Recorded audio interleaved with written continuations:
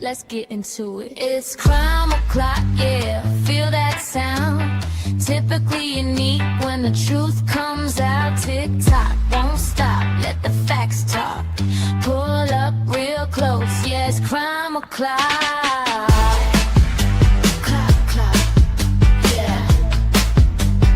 Typically new, yeah. Neon signs glow, brick wall behind me. Headlines loud, but they never define me. They rush the story, skip the proof. I slow it down, let it show the truth.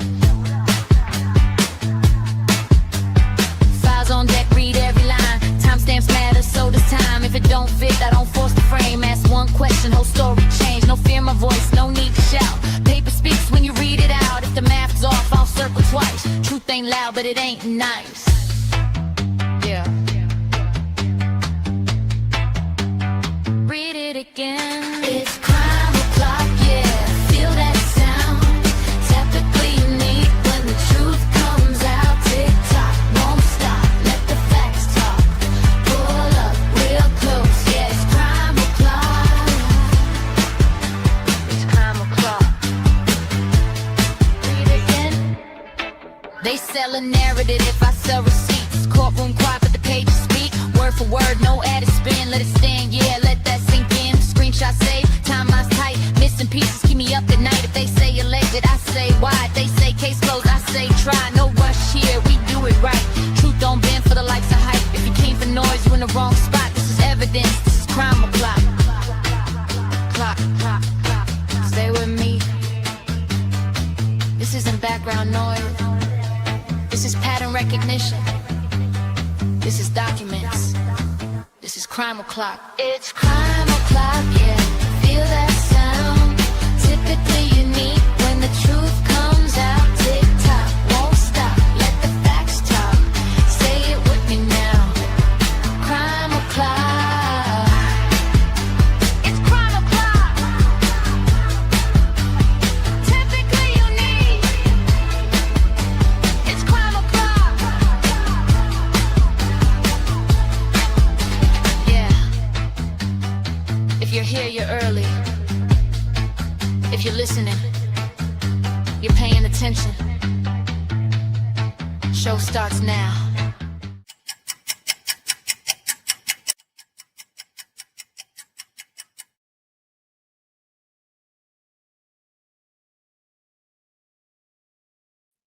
Welcome back to Crime O'Clock on Typically Unique. Hello, hello, everybody.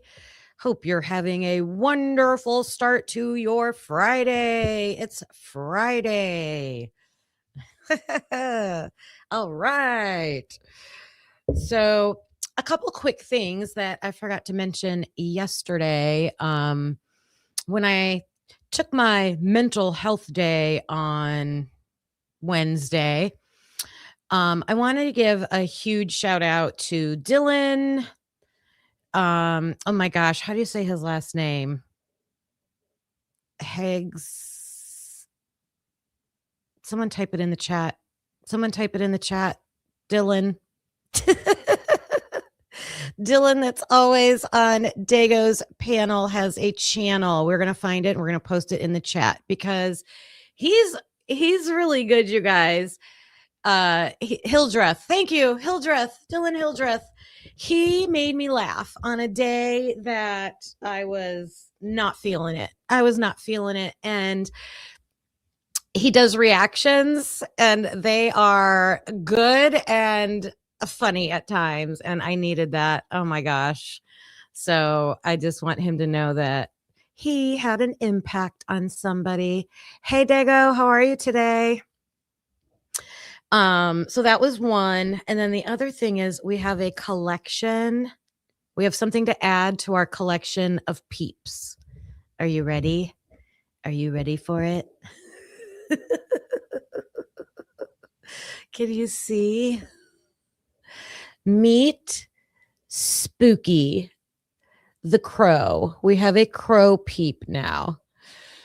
Spooky the Crow, given to us by Lori, the moderator. And I love this. I was talking about, so thank you, Lori. trying to befriend the crows forever. Hasn't worked out yet. Yeah, I'm just going to name him Spooky since he came with Spooky already on there. She's big. Lori's big into Halloween stuff. So she's doing that on her TikTok account now. So check that out if you're a Halloween person. They're actually doing Juneween over on TikTok. So that's a thing. But I love this little guy. So we're going to add him to the peep collection, crows. Yeah, I was trying to befriend the crows, but I haven't seen them around in a while. But I am feeding the birds. I got lots of birds in my backyard and I love it. I just sit out there and watch them and yeah. All right, so we're going to add him back here to our collection. We've got Gerald the dolphin. We've got our little two peeps, the peep that Tomboy Charm made me. Yeah.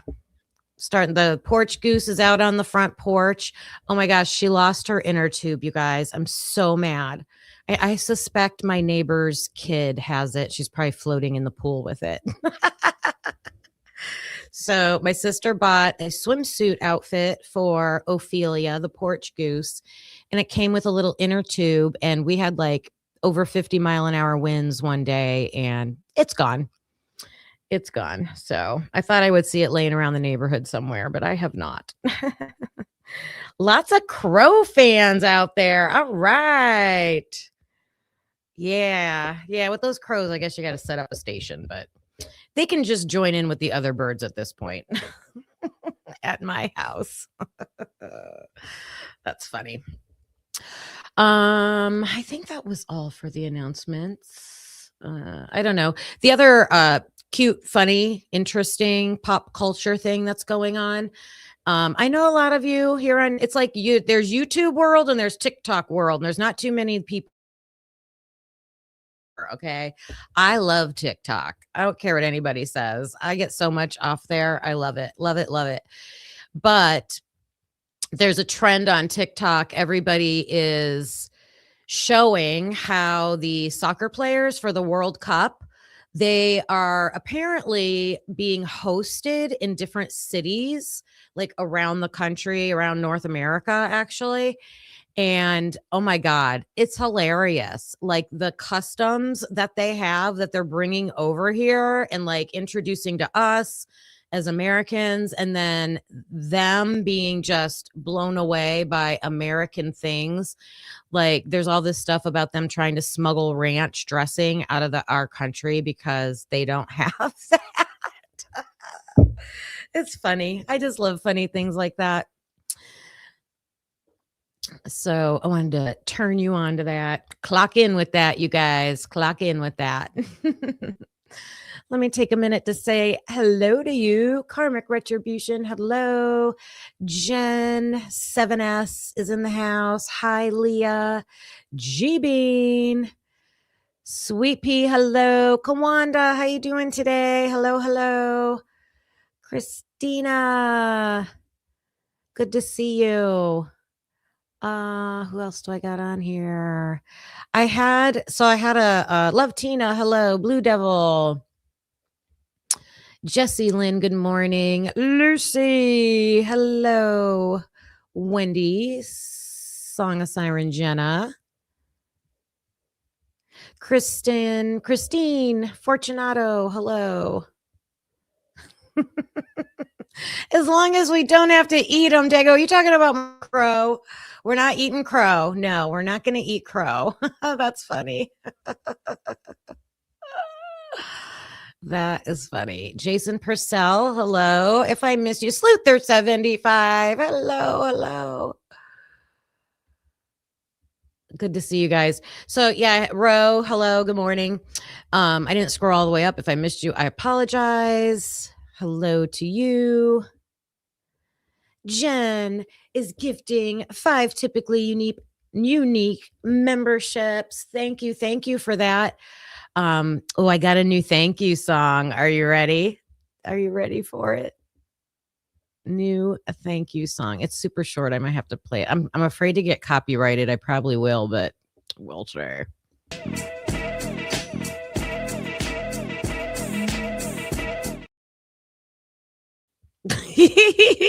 One more time.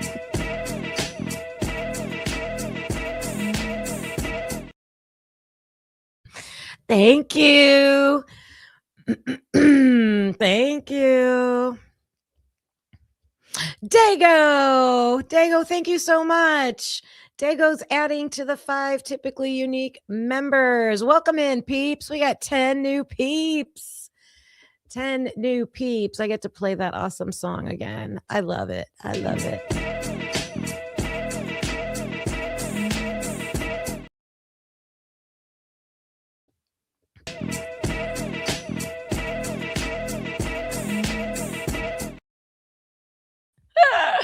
I have to snazz it up a little bit more with some other thank you things on there. But I love it. Gracefully Salty. Hello. Let's see who got those memberships. If it will show up in here. My studio is not. Oh, I know what happened. All right, I'll tell you what happened while I'm doing this. I set my live stream like I normally do in StreamYard, and it wouldn't take my thumbnail. It always gives me a hard time about my thumbnail. It says it's not the right size. So I always have to upload it into another app, change the size, and then re-upload it. And it would not, like, I don't know, it was being goofy. And it told me to wait a few minutes and try again. So I'm like, all right, well, of course, I got squirreled and I forgot. And then I went to, I wanted to come down and set it for 15 minutes later because I needed a few extra minutes. And it looked like it hadn't done anything, like it hadn't set the live. So I was like, oh my God, let me set it right now. So that's when I set it for 11:45. And then when I came on to start the show, there were 2 lives. So if any of you were confused by 2 lives, that's what happened. So luckily, you're always going to run into tech issues when you're using technology. So I went in, I warned everybody, go over to the new one, and then I closed the other one down. So that's what happened. Now let me see if I can see who got these memberships. All right, Dago's memberships went to Intel Lex, Christine Sherrill, Nefariously Jinx, Love Giga. Is that 5? That's all I see. All right. Thank you. And Jen's went to, it's not telling me. Let me look. It's not telling me yours, Jen.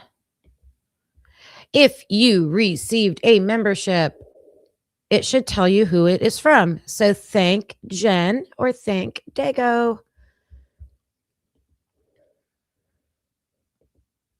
Yep. I was thinking about doing I don't know, I got to do something for members. But I was also thinking about having a little bit of a fun day. And I came up with some like true crime, a way to fit in true crime with more of an interactive, we can all do something together, kind of like a game type thing. But Jen's got ideas. Yes, mods. Later today, after Dago's live is over, because I'm planning on going on Dago's live later, I'd like to meet with the moderators. So check Discord. I'm thinking sometime like around 6 p.m. or something like that. So, all right, let's get into what we're going to talk about today. We are going to talk about Mason Barstow, because I am just, so far out of everybody's interviews, he's the one I'm most like side-eyeing. We'll say that.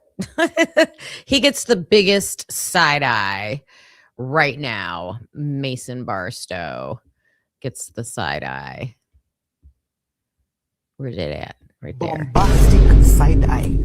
Criminal offensive side eye. It's our little side eye guy. And I want to review some of the. I think what's turning me on to him is not only the information that he has, it's the people he's connected to, the things that he said, and how his video was. Like, I just cannot. And I had this thought, like, when you watch the video, it looks like the interviewers are like dubbed over whoever was really sitting there. Like, that's all I can see. Like, you can see their pictures moving and it looks like there's somebody behind them. And I can't get over that. Like, what does that even mean?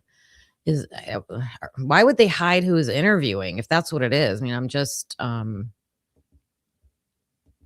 to figure out what that is and why.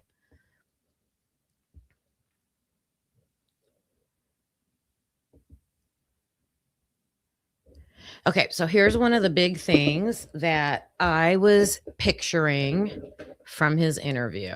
Okay, now why is this doing this again? Hold on, let me see what this is. It's not doing it on here. Up, okay. Here is the inspector suspector, you guys, the projector. We're using suspector inspector, the projector. Say that 10 times fast. Say that 10 times fast. All right, that looks better. That looks better. So Mason is the person we're hearing from. Okay. And he explained a lot about how his fraternity does bigs and littles. Okay. And he said that he had a big, but we don't know who it is. So if any of you like to sleuth around and see what you can stumble upon, I'm trying to see if I see it mentioned in a document or any photos. I have a feeling this is going to be really hard. This is going to be really hard. I think it would be very interesting if his big was Jake. I have nothing to go on except guessing about Jake. Just a guess. Nothing to go on for that. It would be very interesting. I probably doubt it. But someone who had graduated the year before, maybe getting a list. This is something we could do. We could get a list of graduates from the Delta Tau Deltas. I don't know if we can find a graduation list, but they definitely put out like their GPAs and like, what do you call those? Dean's list, things like that. And maybe get some names, but it has to be someone who graduated the year before, I would think. And so he told a lot of information yesterday when we went over that about how this person, whoever this person is, told him, you need to reach out to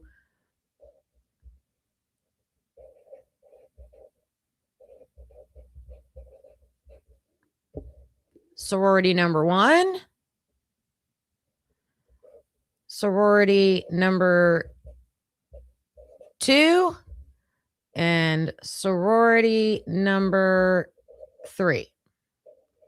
I think there were 3 of them. Like, you need to get some littles in these 3 sororities. So it's interesting that this whole idea of guys and girls in different sororities being bigs and littles, like there's Kawanda, I'd love to know your thoughts on that. And I know all colleges might do things different, but in the interview, Mason said that this was new. This was a new thing that they were doing. Okay. I was also wondering, so it's weird that your big and little would be in a different fraternity or sorority. I think that's weird. I always thought your bigs and littles were in your own sorority. Like Kaylee was an Alpha Phi, and all of like her big and her big's big and her big's big and all, they were all in the same sorority. So I don't know how new this was, but it seems pretty new. And because of that, I think there's a reason. I think there's a reason for it. And I don't, it's to make these connections. It's to make connections with a cover. We got a cover. I don't know. It's weird. So first thing that's weird is that this person, he literally said, told me. Told me. Like, yes, sir. Yes, sir. I believe Caden Young was a Kappa Alpha Lambda, Alpha Kappa Lambda, whatever that. It's a Lambda. So I hope you guys are following me. Mason's big tells him, hey, reach out. Find a girl in these 3 sororities. So he finds Xana. And he makes Xana his little. You know, nothing ill-intended, but we know Xana's a party girl. Xana's a party girl. We do not yet know, I don't know, not from the interview, who this second girl is, but I believe he says her name in the interview. I just can't make it out, or we don't get to hear it at all. But I know he says a name. And then there's a third one. And this one is double weird, triple weird, because he says, yeah, I have this little and I don't even really know her. I don't even really know her. I don't hardly ever see her. It just doesn't make sense. This is weird. And so I thought, you know, he also said, this is our fam. This is our fam. Because also now you have, I think Xana has 2 littles. Ethan, another party person. Ethan is Xana's little. And then I also believe Xana has a Jordan, but it might be a girl. It might be a female named Jordan. So I wanted to, and I say that because we were listening yesterday. Mason was talking about either one of his littles, or I was thinking, I thought it sounded like, oh man, maybe it was Jaden. Is it Jaden or Jordan? Jaden or Jordan? I thought he said Jaden yesterday. So I'm just picking up all these little things that we're learning from Mason. Jaden. Okay. So I might have it wrong about that person being Xana's little. I mean, I do think Xana has a little.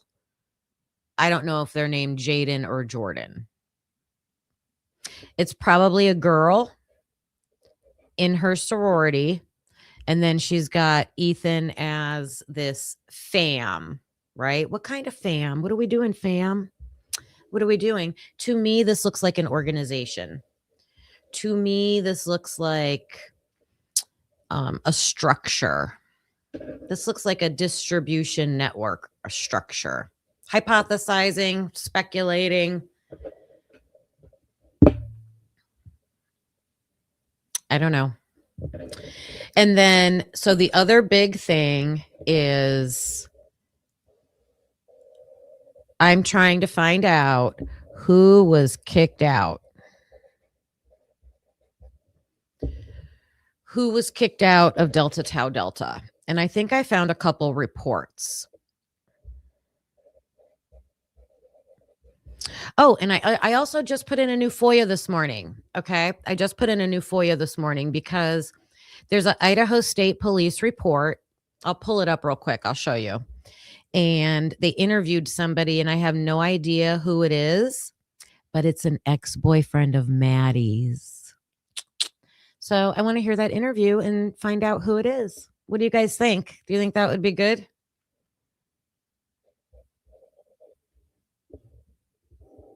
I thought the bird was back out there and going to crash into my window. So I personally got a lot of information out of the beginning of Mason Barstow's interview that we listened to listened to, and we stopped and analyzed yesterday.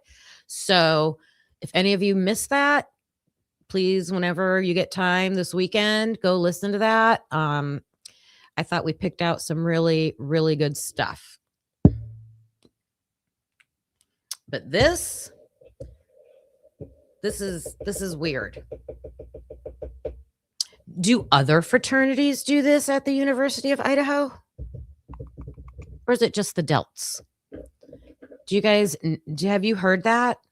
Let me know in the chat. Have you heard other fraternity members talk about having the opposite sex as a little in another fraternity that's not Delta Tau Delta? Not Delta Tau Delta.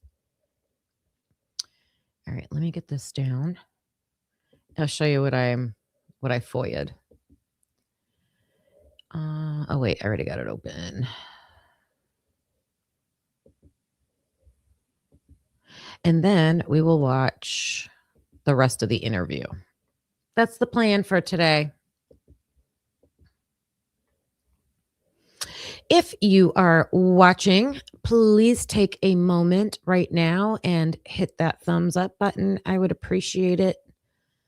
Greatly appreciated. It's something free you can do to support the channel. It tells YouTube that people are watching and they should share it. All right, this is Idaho State Police report number 179. And this person was also interviewed on December 3rd. Okay. Mason Barstow was interviewed on December 3rd. So Mason Barstow was, there were a lot of interviews going on December.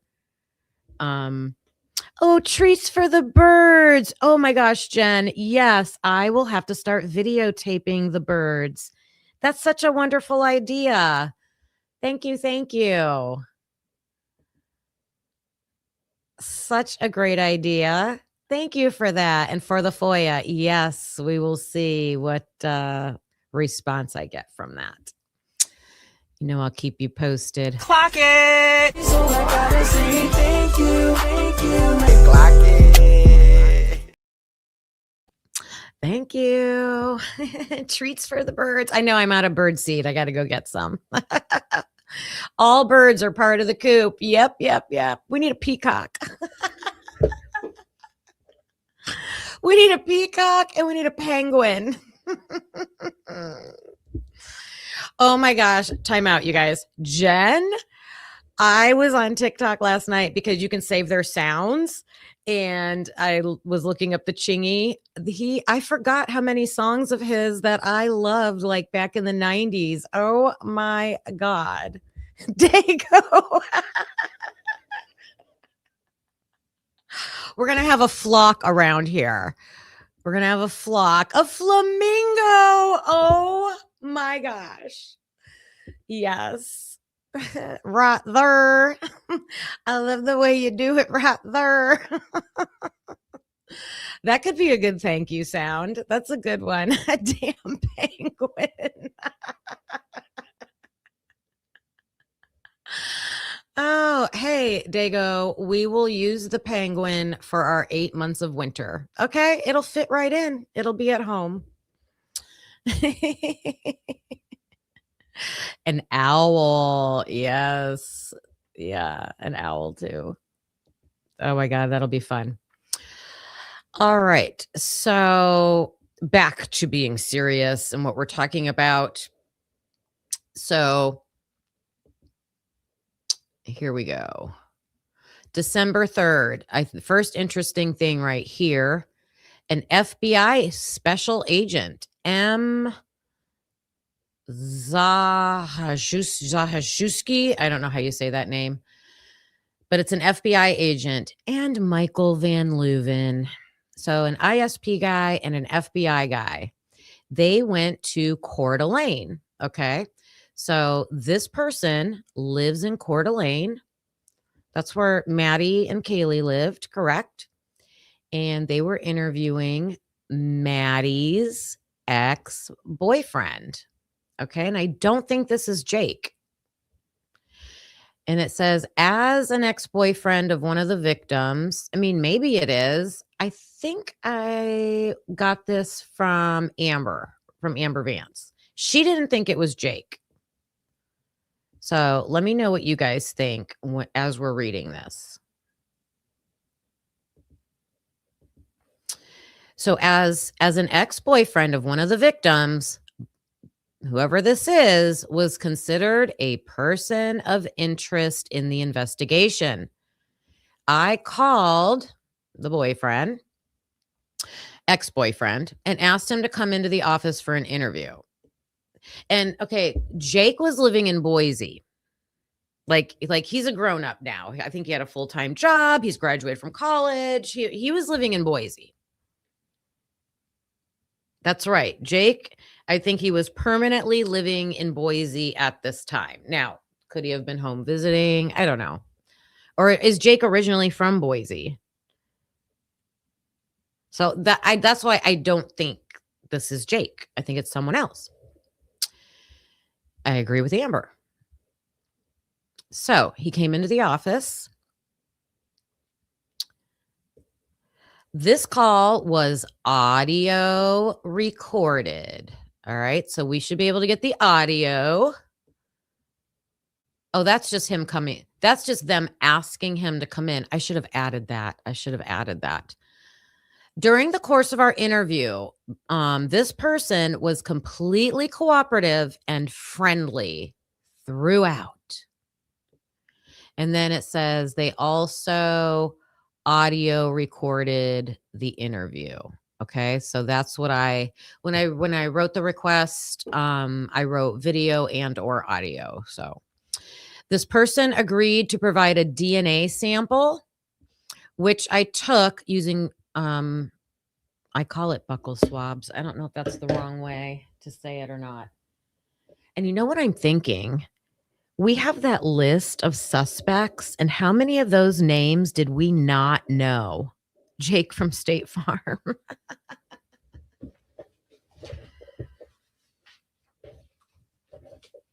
Where's that list? I think I have it over here. Let me see. So I have this list. Remember this one? This list. This is the forensic latent print report 15. And these are all the subjects. Let me see some of the names on here. Coy Newen, Derek Agbenya, Patrick Butner, Courage Allerbew, James Deskins, Henry Clark, Kenneth Anderson, Donald McDonald, Reed Upmore, Jonathan Exene, Chase Dixon, Caleb Jacobson, Brennan Crawford. Oh, you guys, George Semigis, the Delta Tau Delta president. So I'm just wondering if one of these names could have been this person. I don't know. So this person gave their DNA sample. Then this person consented to have his phone downloaded. Then during the course of the interview, this person's, this was done during the interview, and they put their phone number. This person signed a consent form for them to search his phone.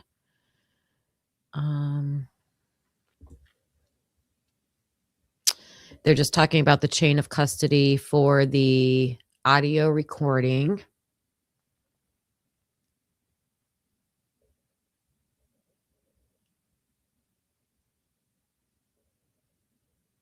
Yeah, I'm going to have to go back and adjust this because they have, they recorded the audio recording of the interview, as well as the recording of the call asking him to come into the office for the interview. Because, sometimes they might have a little chit chat on there. That would be interesting. So they also checked this guy for cuts and marks. They checked his arms and hands on December 3rd. They took photographs of his arms and hands. Ooh, those are on the disc containing the audio recordings. Well, that's interesting. All right, so here's what this guy had to say, okay? Oh my goodness, you guys don't like my show. No one wants to hit the like button. I'm sorry. 98 peeps and 35 likes. Come on, guys. All right, this person said at the time that the homicides occurred, he was sleeping at his residence. Then they give the location. So this guy just says, I was sleeping in Coeur d'Alene. And he also said he had a roommate. Okay. We don't know who the roommate is. And then he says, he did not remember whether his roommate was home or not. Kim is innocent. I'm innocent. Do those high knees on over to the like button, please. And tap, tap, tap, tap, tap. Just do it. Flap your little wings over to the like button and peck that like button with your beak. So this person said he worked on November 12th in Coeur d'Alene. So he worked, he went to bed.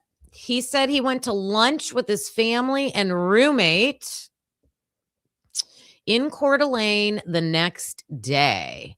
He said, and someone was the first person to tell him about the homicides. He was unclear what had happened at first because some people were saying they had overdosed. Some people were saying they overdosed, and others were saying they had been stabbed. So he didn't say the time. He just said lunch. So lunchtime. Some people were saying overdose. Some people were saying stabbed. He texted his friend blank blank, who had known blank blank, and Kaylee Gonsalves, asking about what had happened. This person said blank blank said it happened and it was all real. This person said it felt surreal. He said he would have no idea, no clue who would have committed the homicides. So I'm wondering, is this person a Delta Tau Delta, a former Delta Tau Delta that Maddie had possibly dated? And was this person kicked out? Was this person kicked out? Because I have another report, and I believe it's Moscow Police Department report number 58. I'm not going to read it right now, but that report talks about somebody being in trouble and being kicked out of the fraternity that I think is Delta Tau Delta and the university. I think Connor would be a good guess, but Connor was still living in Delta Tau Delta. He was still living there. So he wasn't kicked out. He was in trouble. They said, unless they're lying. They could be lying. They could be lying. They could also be lying about Jack Showalter. But since I found this other person, I think this is interesting. If we didn't have other people to look at and we were only stuck with Connor and Jack, then I would think, okay, maybe they're not telling us the truth and the fraternity is hiding it. But we've got these other people we can try to figure out. That's just my thinking. But we're not forgetting about Connor and Jack Showalter. No, we're not. All right, we're going to listen to the rest of Mason's interview. And big thanks to Bronx Tales True Crime. I'm sure we will drop her link in the chat. I'm sure you're all already subscribed to her. She's amazing, Logan. And she got this video for us, this interview. So when we left off,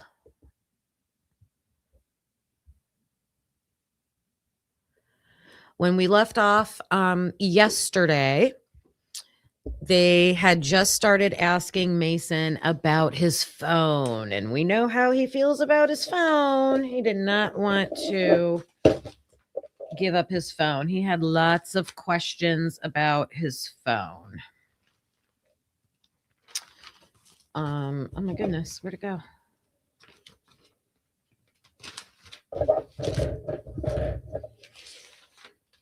There it is. Okay. So I went over the bigs and littles.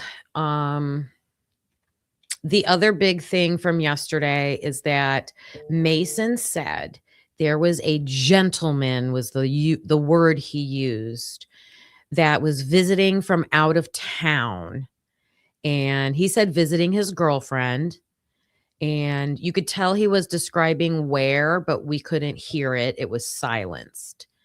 This guy that was visiting is the guy who called Mason between 11 a.m. and noon, so before the 911 call, and told him something had happened at the house, had told him the murders had happened. That's huge. That the Delta Tau Deltas were told to do a head count before the 911 call ever happened. That's huge.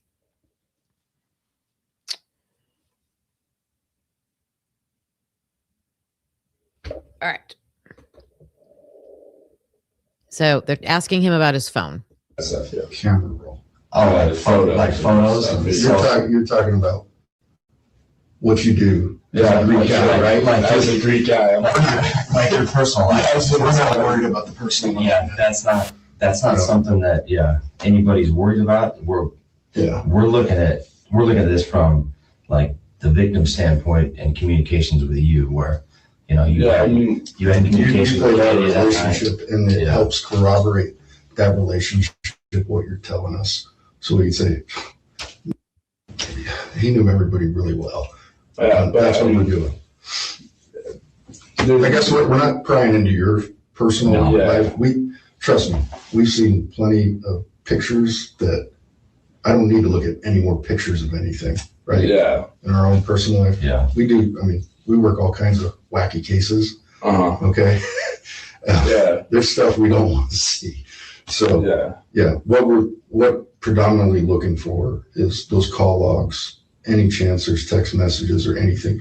And in a case like this, you're just looking for that little thing that say, oh, you might not remember, it was a party night or whatever, but oh yeah, on this date at this time, Xana said, hey, this guy said something to me, and that's something we can move on to. Yeah. You might not necessarily remember, you might not necessarily think it's important, but something like this, every little thing.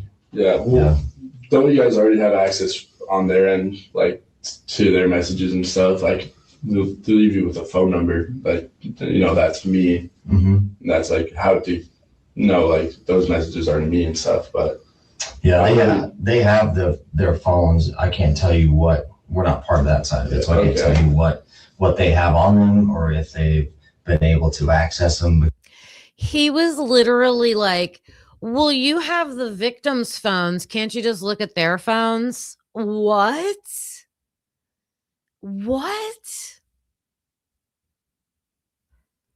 So we talked about his lack of emotion yesterday. I mean, he knew 3 of the victims closely.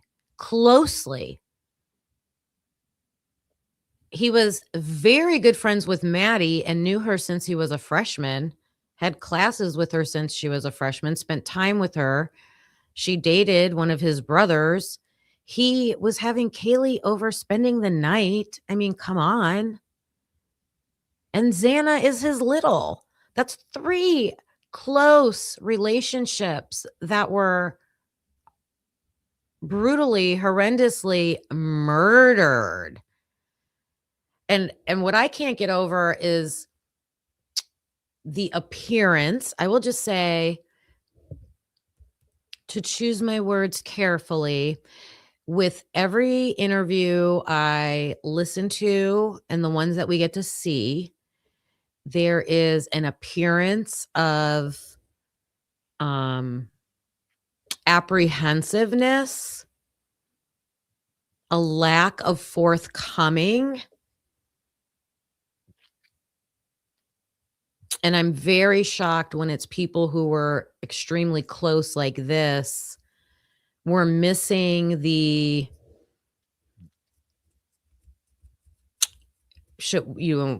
little bit of anger at what happened. There should be an urgency in wanting to help, and there should be an openness to give information and be helpful. And I'm just not hearing that. Holding back is putting it nicely. In my opinion, holding back is putting it nicely. And we're nice over here, so hopefully.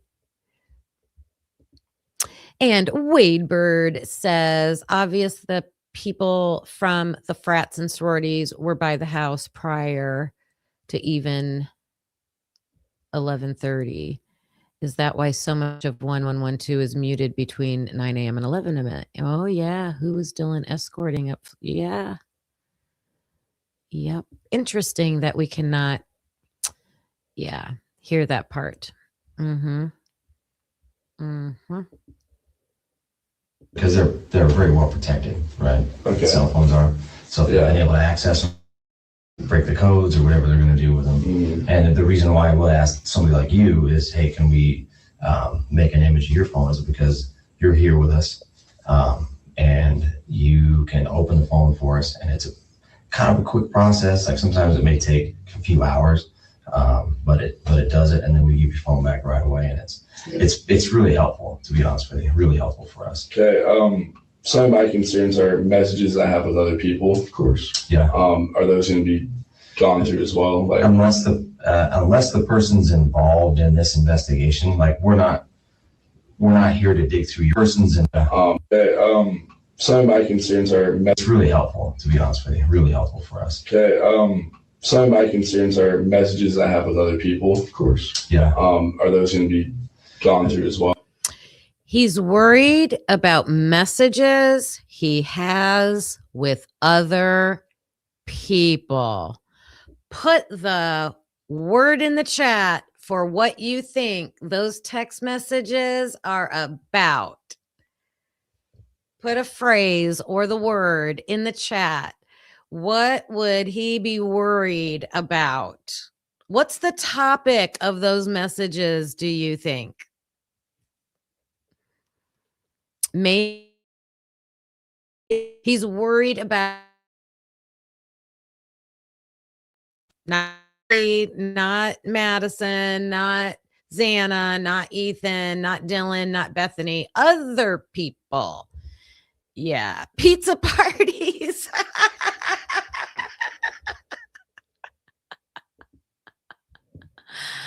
Sleepovers, right? Yeah, go on, you're funny. Unless the person's involved in this investigation, like we're not here to dig through your personal life, like we said. We're not here to build anything. Like if you got messages with like this that go beyond. Yeah, it would be Snapchat too. Yeah. Okay. Well, just as an example, they go beyond that night of the 13th. Mm-hmm. Like, is that relevant to the investigation? Probably not. You know, it's just that night, right? So we want to say you guys were talking to each other, and then your location data on your phone put you over there, wherever. Where were you there? Hunga Dunga. Okay, put you at Hunga Dunga. Yeah. See what I'm saying? So we're looking at all that cooperation stuff, looking at the. Wait, the formal he went to with Mia was at Hunga Dunga? I thought it was described as an event hall. Do they have I need to look at the Hunga Dunga. I did look at it, just like their website pages. It looked like a bar to me. It looked like a bar. They probably just have like a party room. I don't know. When I hear formal event place, I was thinking like a hall that you rent. So he was at the Hunga Dunga. I just like saying Hunga Dunga.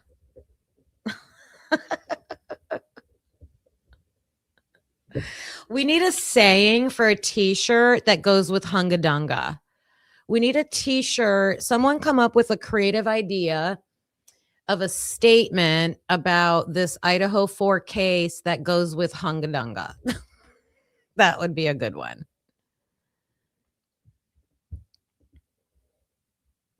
The conversations between, two people that were murdered, right? Mm-hmm. And you, just to see maybe they said something to you that, doesn't click with you, but we look at it and we're like, wait a minute. Yeah, let's find out what this was about, right? Okay. Yeah, I mean, I'm not. We know that, dude. We know what college life's all about. Yeah. We were in college at one time. Yeah. Okay. Yeah. We're not that far removed. We're not looking to. We know what happens in college. Mm-hmm. Okay. What we're concerned about is what happened to those girls. And The guy that's talking right now in the beanie cap, I can't make it larger on my laptop.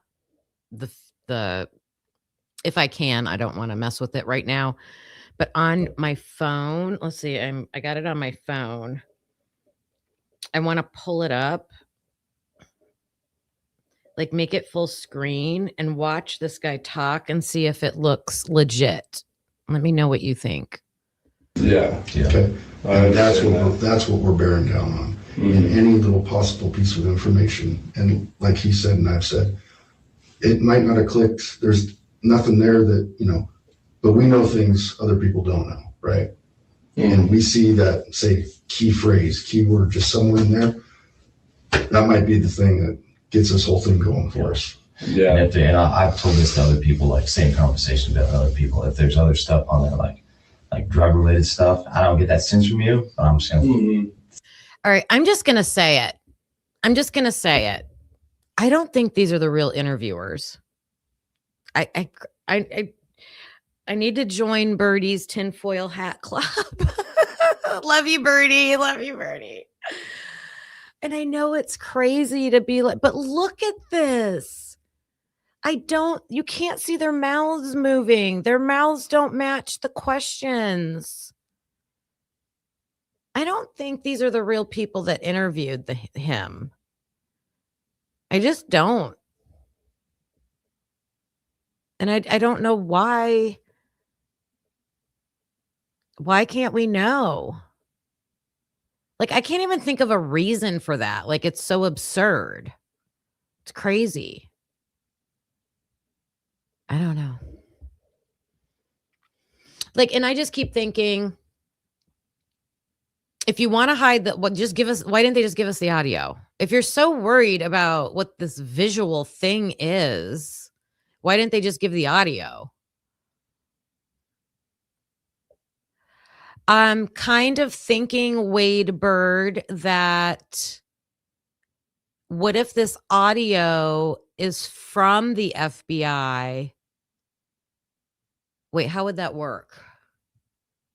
Yes. What if this is the audio? No, it's not, because they're asking him about his FBI.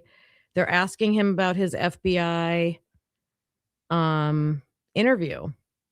So this is an Idaho State Police interview. I don't know. I need to think about it. It just doesn't make sense. That's all. And these two guys aren't the real guys. This is weird. And because if they are, why is all this funky stuff happening? Say it. Drug-related stuff, we're not concerned with that. Okay.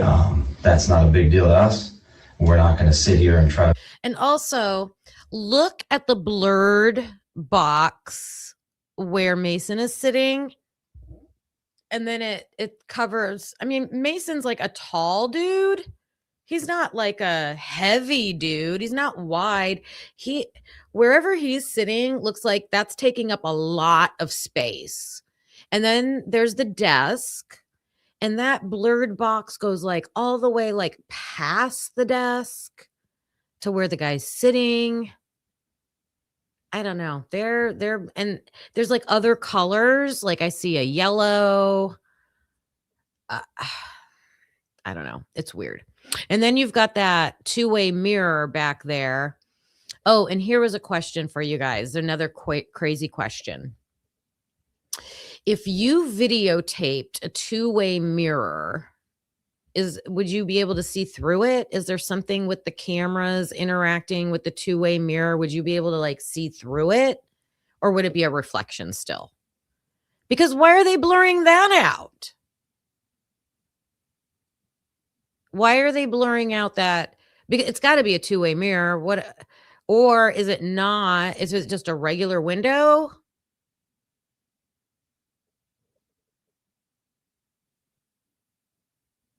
If it's a regular window, what's on the other side that they're blocking out? I don't know. There's a lot of crazy stuff going on. Build a drug case on you because you gave us your phone because of that, because we're investigating a homicide. Like that's like way down here. Not a big deal, man. Our main goal is what happened out here. Period. And we want to see. I agree, Kawanda. And I'm usually, I don't know, like you're saying, like it's our default now. Yeah. With this interview, I couldn't ignore it. It's so in your face. Like I was not actually thinking that when I first sat down to watch this. I was just like, okay, I can't wait to hear this interview. I just wanted to hear it, right? But it's visual, so you're looking at it, and all of a sudden the window or mirror or whatever that is on the back wall started going like this. Like, and the room starts like moving and shifting, and I'm like, what am I seeing? What is going on? So I know I've made some like more out of character, crazy statements today than I usually do the past couple days, but this case is, oh my gosh, it's making me. A justification, you know, for the four that were murdered. Yeah. And we want to be advocates for them too. Okay. You know, is there any assurances that like that you can give me that those messages between like those people and the people that I've mentioned is all taken?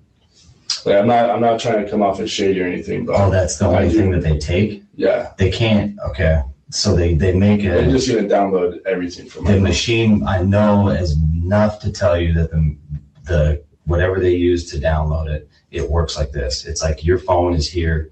They plug it in, and it makes an exact copy of the whole thing. They can't go in. They can't go in and cherry pick stuff on the copy. But what we can do is we can go in and start looking at the stuff we actually want to look at in there. Mm-hmm. So there's like. So sitting down here and talking with you. Pictures from 2016, 2017, right? We're talking about the girls. We're talking about. So I see your comments about them guarding the door. And I saw people saying that yesterday too. Like he's sitting right in front of that door. And when we watched them come in, there's another door on the end closest to us. So they came in from a different door. Who do you think they have looking through that two-way mirror? Who's in there? Would they like, if this is about drug gangs, drug stuff, is there someone, I don't know. Are they letting somebody watch like, hey, Mason's talking and we're going to let you watch?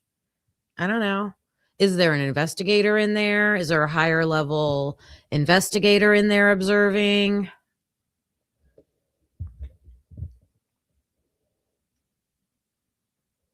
Michelle, I'm not going to lie. I thought about her yellow hoodie. Her yellow hoodie. I know. And with our notes. Go in and start looking at the stuff we actually want to look at in there. Mm-hmm. So there's like. So sitting down here and talking with you. Pictures from 2016, 2017, right? Oh, again, if you hear something and you want me to stop, put red flags in the chat. We're talking about the girls. We're talking about. And with our notes from our interview with you, that's the stuff we're dialing in on. Does that make sense? So, yeah. So say they're. Wait a minute. One of these guys is FBI. He just said from our notes, from our interview with you, well, Mason interviewed with the FBI first. So he just said it. Without, I'll replay it. Listen.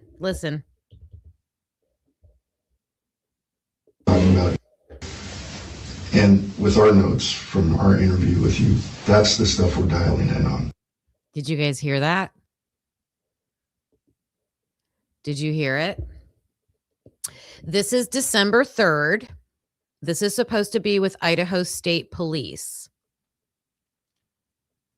Mason said he was interviewed by the FBI the week after the murders. So probably the week of November 20th. And this guy just said, from our notes, from our interview with you. So there are other people who were interviewed by FBI and Idaho State Police together. The Maddie's ex-boyfriend in Coeur d'Alene was FBI and ISP together. So that's probably what this is. But why can't we know who they are? If I get that for you, I wonder if it'll be the same way.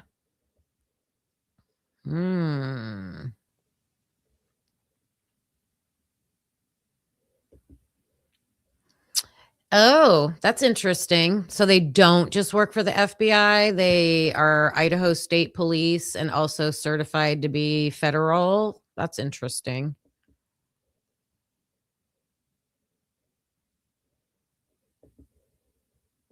Does that make sense? So, yeah. So say there was friggin' hookup number 42. Her name's what? I don't know.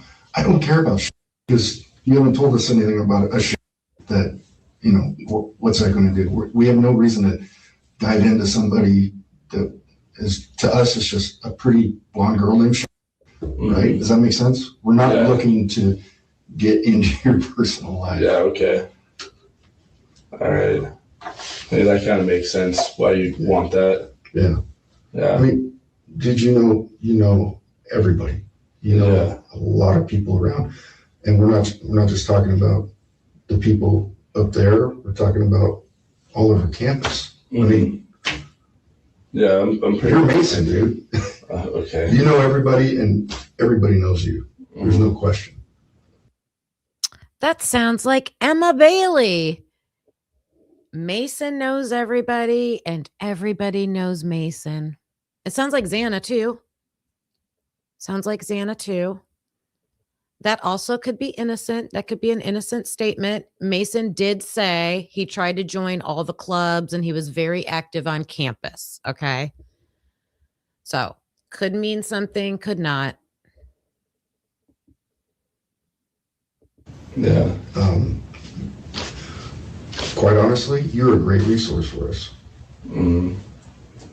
But I guess I'm worried about just other incriminating stuff I have on my phone.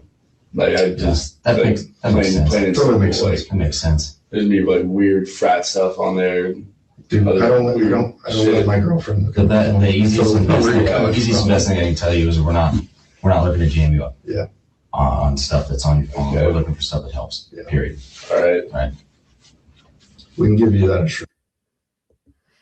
I love that idea. Cool dude jammin'. Cool dude jammin'. I love that name. Great idea. All right. Yeah, and that's like that. We're not gonna lie. We're not gonna sit here and lie to you either. We're not in that game. We don't do We're not in that. that business. We've been as open and forthcoming as we can possibly be. Oh yeah. Okay. And we, you know how long we've been working on this. You know. Yeah. We wouldn't have asked you to come back in here unless we didn't think it was going to be helpful. All right. All right. Yeah. Does that work? Should be fine. Do you need it unlocked or? Here's. We'll fill that out. We have a form. I mean, everything's documented. So this isn't something we just take it and throw in that shadowy back room and you never see it again or anything. But this is just a voluntary consent. Basically, you'd be describing or write your name and then describe what the phone is. If there's a special swipe pattern or something to access it. Okay. And then that gives us the opportunity just to plug it into the instrument they use to mirror it, and then we unplug it and we give it right back to them. I do have a couple of questions. Of course. It does say that any evidence found as a result of such search can be taken and used against me in court. There's nothing in there. Let me tell you, this is a standard form used for everybody. We can put it all in one place with your swipe patterns. It does say that any evidence found as a result of such search can be taken and used against me in court. There's nothing in there. Let me tell you, this is a standard form used for everybody. He is really reading the fine print. He's not worried about the police officers finding out that he's cheating on his girlfriend. He is doing, in my opinion, it sounds like a high level of worry. So much, he's asking them about the statement like that. If I find something against you in your phone, illegal activity, it can be used against you. And he's questioning that. He's worried about that.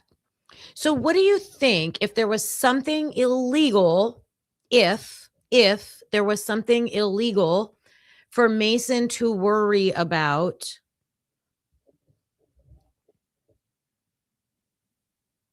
Like, these inferences that we can make from what we're hearing are not unjustified, okay? We get it. We can see what's going on. That's why when I make my little flow chart here of these guys and girls in different fraternities organizing. They're organizing. And we have one of the leaders of that organizing worried about what's in his phone.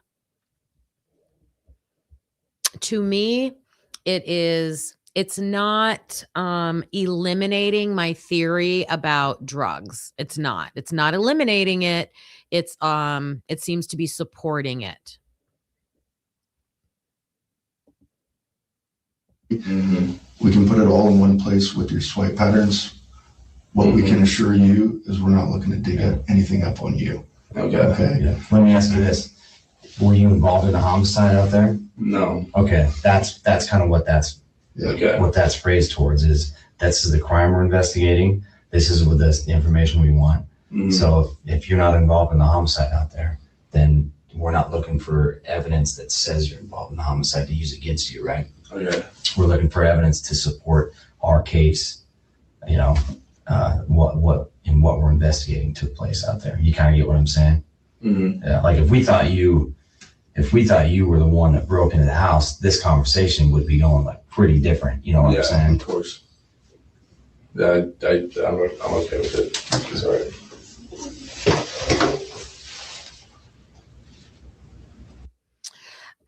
Yes, Cinderella Ella, hello to you. Kawanda, thanks. An Amazon wish list. Yep, kind of a different classroom now, but yeah, for sure. Yes, Cinderella Ella, I agree with you. Would definitely be worried about outing someone else for sure. And I also feel like those people that may be outed would lead to the connection of the real killers. I feel that the real killers are connected back to selling on campus. And that's why I think I'm trying to come up with a reason why all of these college students are quiet, hesitant to share, and unemotional. Or they seem to have a lack of emotion.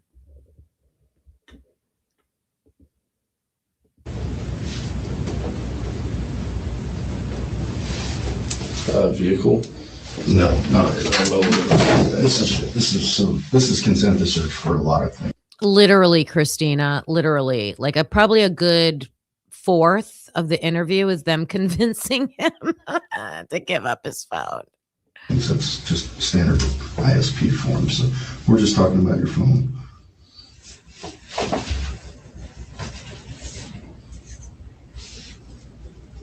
What are your thoughts on what happened out there, man? Do you have any theories that you guys have been talking about?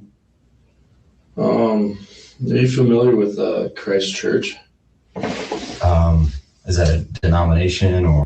Plug your ears, Lucy. Plug your ears. He's throwing the Christ Church under the bus.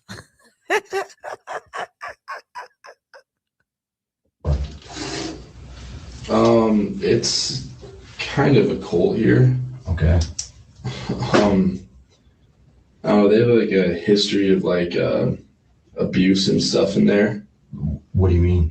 Like physical abuse, just kind of. Is there a swipe pattern at all? No, just passcode. Facial recognition at all? There's facial recognition, but the passcode bypasses all that. You're cool. If I take this, set it back there, we can knock this out and turn it over here. But like the Christ Church, they're just kind of very old fashioned, like Old Testament kind of religion. Mm-hmm. And they have like a history of like physical abuse, like towards women and stuff. And I know that's like something that we're pretty uneasy about in like our community. Yeah. They, I don't know, like are pretty involved in just the community as far as like what passes as far as legislation and stuff goes, like liquor licenses here and there. Yeah. They own a lot of businesses in town. How do they control the liquor license and stuff, or what do they do to kind of? They're just like involved heavily in local politics and stuff. I know like a lot of girls on campus speak out against that kind of stuff, and we're like pretty aware of like they're always marching around with like pretty aggressive signs. Mm-hmm. I'd say like towards like stop killing like babies and stuff, like you're a whore, like type signs that they're always shouting around on campus and shit. And like I don't know, just that weird kind of religion. Yeah. Stuff. Do you know if they've ever had any criminal cases from Moscow PD or anybody else? That would be drive back to the church. Interesting to look into, but no, I don't know. But I know that there's a history of like physical abuse and stuff in there, and that women are treated very poorly in there. And so where is the church here in town? Dude, I think they like bought like an old movie theater on Main Street, and now like a pretty big thing there. But so that's new. It's newer to that spot or newer to the area? How long have they been here? They've been here the whole time I've been here. All right. There used to be a place on campus where you could buy beer and nicotine. And I know that they got that shit shut down. Really? Yeah, 100%. It's like next to the Mormon church and right off Greek Row. And that was open maybe a couple weeks my freshman year, and then it was just shut down and never opened up again. Dang. Yeah. Now it's to the gas station there. No, it's nothing. It's just an empty. No, I mean you guys have to go there. Oh yeah. No getting on campus. Yeah, there's no walking down the street and grabbing a rack of beer anymore. Yeah. Which from what I hear, they're upcharging a lot, but also convenience. You know, so yeah, they're just a group of weird people. Yeah. Do you guys ever coordinate with a house in Poland? Do they have an adult house in Poland too? Yeah, they do. So you guys do like combined events sometimes? It's more like we talk about doing stuff every year. Again, it just brings in like a huge risk management kind of thing. Like, do these guys respect the house we live in? Do we trust our members to go over there? And so once you throw alcohol in the mix, all that, like, how does that start looking? We don't know whose girls are whose, or like who's talking to who. It's like you said before, everybody's a tough guy, right? Like, everybody's a tough guy. Like we had a tailgate at a game there this year, and that went well. Shockingly, I dead sober for the whole thing. I was like on edge. So I was just like, here we're about to play a football game. Idaho is a terrible football team compared to Washington State and stuff. So, they did well this year, man. We did do really well this year. Right. That was shocking, but not as good as these guys. Montana playing this afternoon. Yeah. Some BS. Except you beat us, man. You guys hammered us. It's the last game they'll play too. It's really good to see though, because I went there back in the day when it was still Montana, BSU, Idaho, kind of that trial. The Waggles. Well, before the Waggle, when they were back, when Idaho was back in the Big Sky. Big Sky days. I mean, the three schools, that was a triumvirate. They were the powerhouses, and every game between them all was the game. Yeah. So it's nice to see Idaho back in. It was like shocking this year because I never went to a single game. Yeah. 4 years. Before? No, totally. Wow. I didn't come this year. No. I don't like any of the guys on the football team. Especially like they try to come to our house. Oh yeah, I'm on the football team. So I'm like, you guys have one win. It's a win. Nobody cares. Like nobody cares. And like the year before I came up, there's like an altercation with like the basketball team. So that's definitely not somewhere where we go. Right. It's just crazy because everybody from that is gone now. But it's like a weird we don't fuck with those guys. Stuff lingers for a while. Yeah. It's also like we just can't let other guys into the house anymore. Because you're responsible for everything that happens under your roof. Right. Whether it was sanctioned or not. Right. And it's like there's no way I'm gonna let some dude in that I don't know that is gonna come in here while I have liability under this house. Like I won't take that risk at all. Totally. At all. That makes sense, man. Yeah. Well, it's just so ridiculous that it would be the case that like some guy, like I guess it makes sense in some places, but you can let a guy in, he gets too drunk and starts getting touchy, creepy with girls, and that all of a sudden becomes a me problem. And it's like, I should kick him out and stuff if that is brought to my attention. But it's weird that action would go against our ability as a house to function. Right. You know? Yeah. Like my freshman year, I actually had somebody coming off the street. We had bad risk management that night. Like it was parents' weekend, so we just kind of like leave the door open, which is campus wide, because people don't like go to places with their parents that they wouldn't go normally. Right. In fact, it's probably really like, you know, kind of whittles down what you can and can't do with your parents. So everyone and their parents were just coming in and stuff. Some random kid came in, started foaming out the mouth and passed out in our living room. Oh my god. We called the police and we got suspended. Like we got in trouble again. And it's like, how the fuck does that happen? Yeah. But it's because it happened in our roof. We were responsible for the event and whatever. We couldn't identify who it was either. I still don't know the name of the person. That's the thing is somebody just associates that one person. Remember that kid frothing at the mouth? He was adult. Automatically, he was We adult. found out he was from visiting with family and had a cousin in the house or something. Like it was like most ridiculous association, but There's got to be some responsibility for personal actions too. exactly. It's like, are you guys gonna, you know, suspend him? Right. Yeah. Because I mean, so many guys got in trouble for this one dude frothing at the mouth. Yeah. We called the police and everything, You but shouldn't even be there. yeah, it was just so random. But But walk me through the 13th.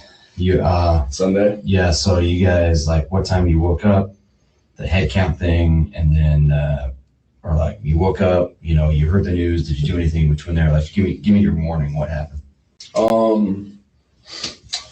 woke up Sunday. It's kind of like, you know, normal day, normal Sunday. Like I'm going to back this part up a little bit, but they're, oh my God, they started talking to him about Pullman, and the whole football conversation just seemed like, let's bring this guy's guard down because he was all worked up about the phone. Possibly was their tactic, not sure. And then this kid, maybe the Pullman talk triggered his memory. I don't know, but he's talking about the door being left open on his fraternity house. Some kid stumbling in, foaming at the mouth. Like, that's not normal. When do you foam at the mouth? And passed out on their couch, and they got in trouble. Yeah, was the kid overdosing? And he said the kid was from Pullman, and their fraternity got in trouble. And I don't know if he's telling everything about that. So there's something there. All right, now they're talking about the morning of. So I think they're referring back to him getting the phone call from the gentleman that was visiting. And I think this is cabin guy. Okay. Let me back this up a little bit. What time you woke up? yeah, it was just so random. But But walk me through the 13th. You Sunday, yeah. So you guys, like, what time you woke up, the head count thing, and then or like you woke up, you know, you heard the news. Did you do anything between there? Like, give me your morning. What happened? woke up Sunday. It's kind of like, you know, normal day, normal Sunday. Like turned on Red Zone first thing, started watching football. Then I had like a guy come up, like kind of popped to my room and was like, "Hey, like, you hear like something crazy happened at Xana's last night?" Turned on Red Zone first thing, started watching football. Woke up Sunday. It's kind of like, you know, normal day, normal Sunday. Like turned on Red Zone first thing, started watching football. Then I had like a guy come up, but walk me through the 13th. You Sunday, yeah. So you guys, like, what time you woke up, the head count thing, and then or like you woke up, you know, you heard the news. Did you do anything between there? Like, give me your morning. What happened? Woke up Sunday. It's kind of like, normal day, normal Sunday. Turned on Red Zone first thing. Started watching football. Then I had a guy come up, kind of popped in my room and was like, "Hey, do you hear something crazy happened at Xana's last night and stuff? I think somebody died. There's a homicide or something." And that's what the whole day just kind of spiraled from there. Just all sorts of rumors and stuff. That's not what he said earlier. That's not what he said earlier. He said he got a call from the gentleman that was visiting. Now he's saying, I woke up and someone came to my room and said, hey, something happened. We were trying to get a hold of our friends and the girls and stuff, and we were just kind of still watching football as a house in the formal. Before that, we had the head counts and stuff. Church kind of brought that to our attention, and my room is right across from the stuff as a house in the formal. The girls and stuff, and crazy happened at Xana's last night and stuff. I think somebody died. There's a homicide or something, and that's what the whole day just kind of spiraled from there. Just all sorts of rumors and stuff. We were trying to get a hold of our friends and the girls and stuff, and we were just kind of still watching football as a house in the formal. Before that, we had the head counts and stuff. Church kind of brought that to our attention, and my room is right across from the. So I kind of just grabbed him, walked into. Did he say the church kind of brought that to our attention? I'm going to rewind this. What is he saying? What is he saying? The something kind of brought that to. He's all over the place. He's all over the place.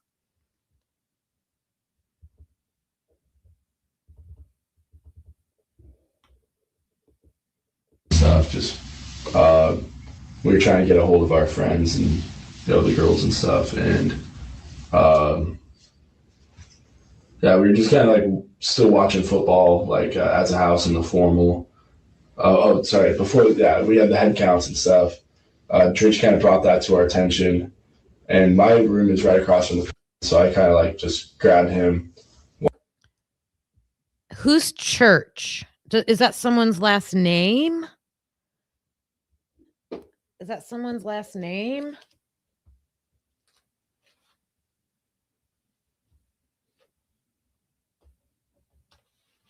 Is that a nickname? Right, the last name Church. That's what I'm thinking. I'm seeing if it's on this list. Is that a nickname? Is that the C guy? Eric Church. He's a Delt. He didn't say the church. He said church kind of brought that to our attention. Who's Eric Church? How do I not know that? All right, listen again. Walked in the room. We were in the head count. We were just kind of still watching football as a house in the formal. Before that, we had the head counts and stuff. I'm wondering, he's changing his story and he's fumbling his words. Is he trying to say what they want him to say?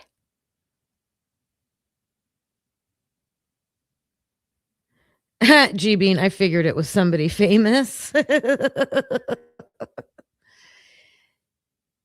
Mason is now saying different things that he said than he said at the first part. And he's fumbling. He's like, we were watching football and the formal at noon. No, dude, what are you saying? He's tripping over his words. Church kind of brought that to our attention, And my room is right across from the, so I kind of like just grabbed him, walked in the room. Did he say Cheech? Like Cheech and Chong? Cheech kind of brought that to our attention. Hi, one can, Leanne. Oh my God. One more. Like, okay, like stuff. Yeah, we were just kind of like still watching football, like as a house in the formal. Sorry, before that, we had the head counts and stuff. Trish kind of brought that to our attention, and my room is right across from the, so I kind of like just grabbed him, walked in the room. We were like, okay, like we need to get a head count, everybody. We called Joe lives in the basement with like two other guys, so he went and made sure those two were in his room. Then we called Lete. He's like our recruitment chairman. He lives at the end of second hall, so he did like a walk through second hall. And we went up to third hall, checked the freshmen, made sure they were accounted for, and then made sure that the other guys on the third hallway were good. Mm-hmm. We had like 3 or 4 guys that didn't stay at the house. One was at his sister's. The other was who was down at the police station at that time. At the police station at that time. There was a Delta Tau Delta at the police station at this time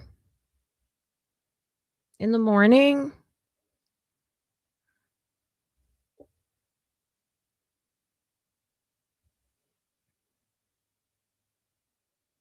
Watching football in the formal room and Trish brought it to my attention.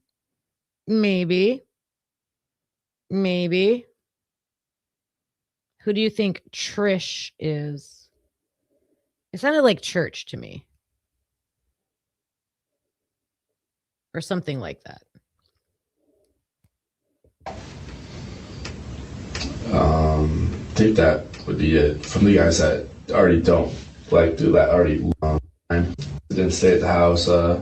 One was at his sister's. The other was who was down at the police station at that time. I think that would be it. From the guys that already don't. Oh, it's Lyndon. Lyndon Beck would have been at the police station because he's a Delt and he was with Josie and they went to the police station. So it's Lyndon. Figured that one out. Like, do that already live in the house but don't live out. Mm-hmm. Then we called the live out guys. Like I called Jack, made sure that he was okay. And then was kind of like texting me updates from like the AV place. I'm just here to make us laugh, Leah. I love a good laugh. Don't get in trouble, G-Bean. Don't get in trouble. This is why we need official transcripts. Yes, like I would have the closed captioning on right now if that was available. It's not available. Yes.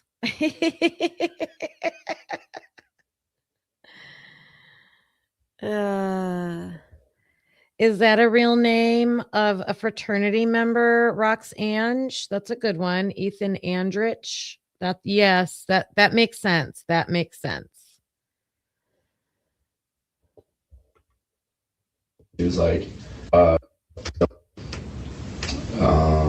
think that would be it. From the guys that already don't like do that already live in the house but don't live out. Mm-hmm. Then we called the live out guys. Like I called Jack, made sure that he was okay. And then was kind of like texting me updates from like the AV place. He was like just texting me like, hey, like it's not looking good over here. Like the girls are like really freaking out. They can't see all their roommates and all the girls that live there and stuff. And okay, I think I'm right about the 1112 house. The 1112 house. I read 3 interviews on Tuesday, I believe. Interview reports, Idaho State Police documents. And I thought all 3 of them were girls that lived at 1112, the camera house. All 3 of them were alpha fees.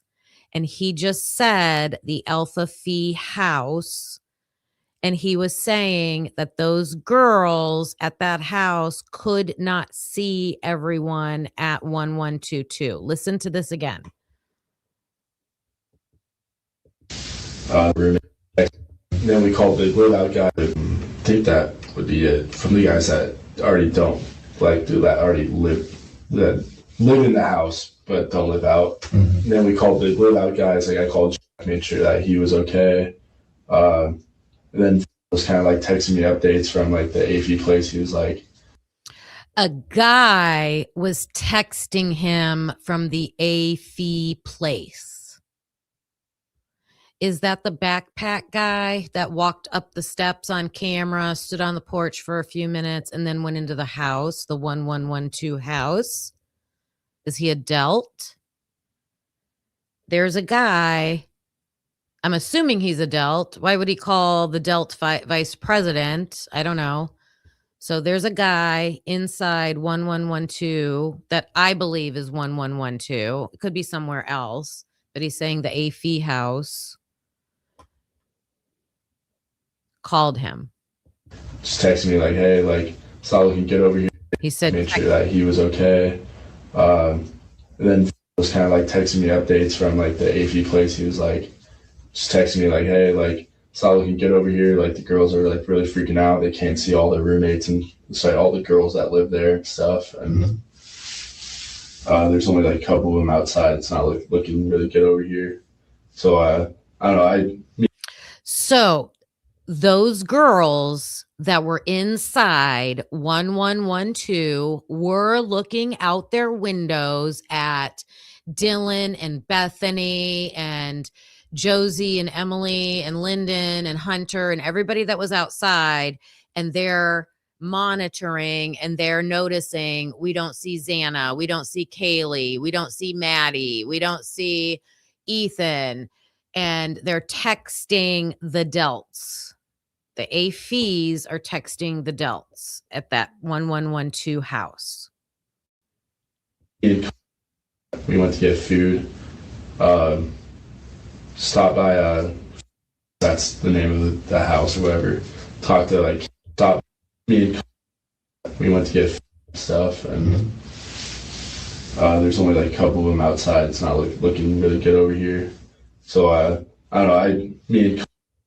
We went to get food. Stop by, that's the name of the house or whatever. Talked to like all the guys that live there.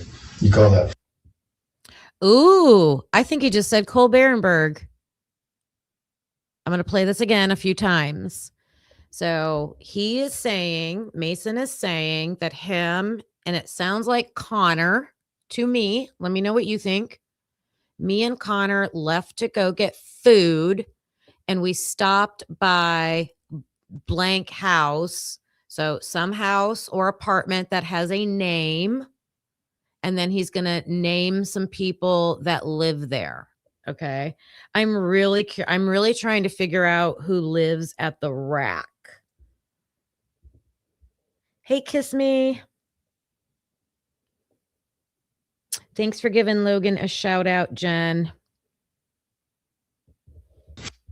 By outside, it's not looking good over here. Like the girls are like really freaking out. They can't see all their roommates and so all the girls that live there and stuff. And there's only like a couple of them outside. It's not looking really good over here. So I don't know. We went to get food. Stop by, that's the name of the house or whatever. Talked to like all the guys that live there. You call that? Yeah. Is that Down the road, Yeah. Big house. yeah. So yeah, I usually just stop there randomly. A big house. It's a big house with a name.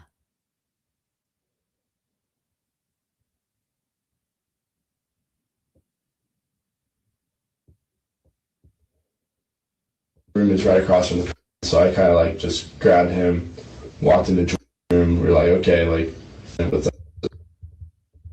called the live out guys. Like I called Jack, made sure that he was okay. You call that? That's the name of the house. Stop by. That's the name of the house or whatever. Talk to like. Gosh, it sounds like it's one syllable. A house called Frank. It sounds like an F sound. A house called. Listen. Outside, it's not looking really good over here. So I don't know. Me and the guys that live there. You call it? Stop by. That's the name of the here.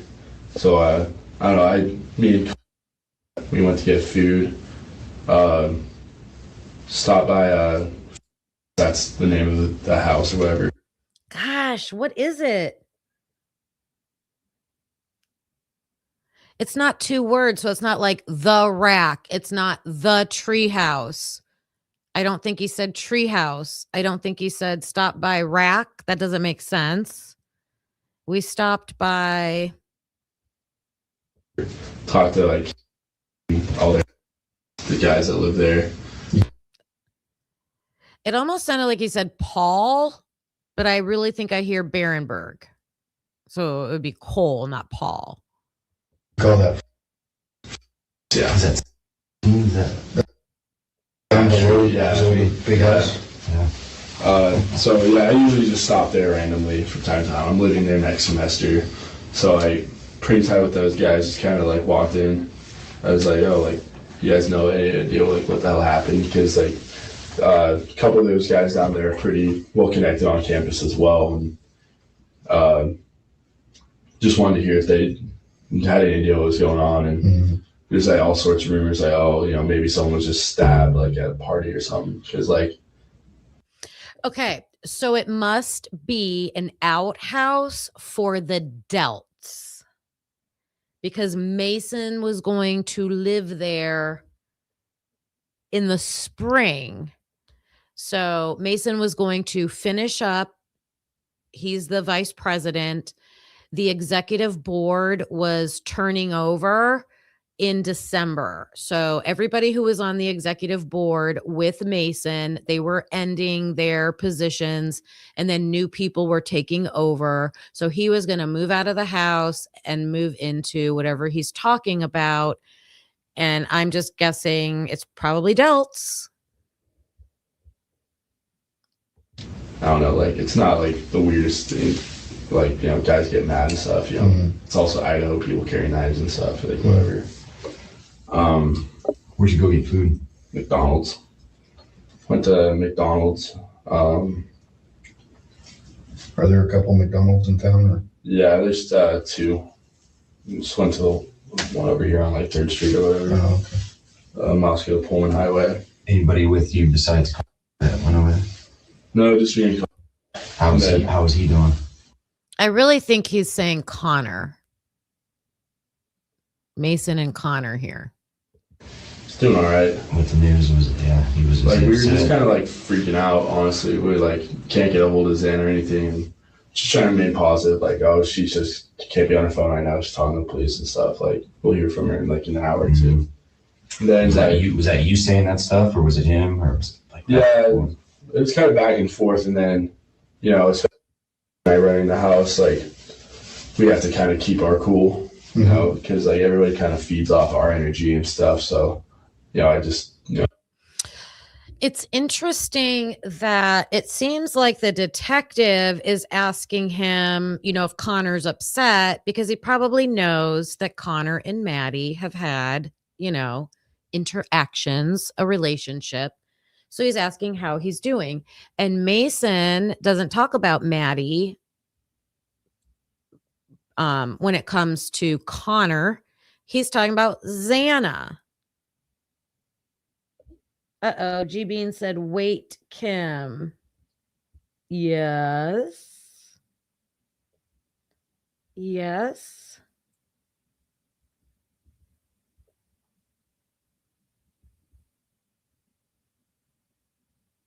The blue house by the whites. You think, Jason, you think that's a Delt house? You think the 1119 house, Cindy?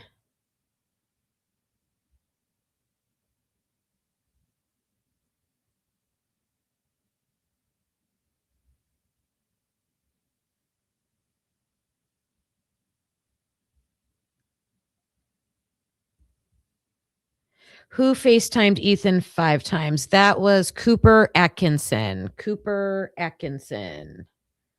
Still haven't come across that name yet. I don't know who he is. All right, let me see.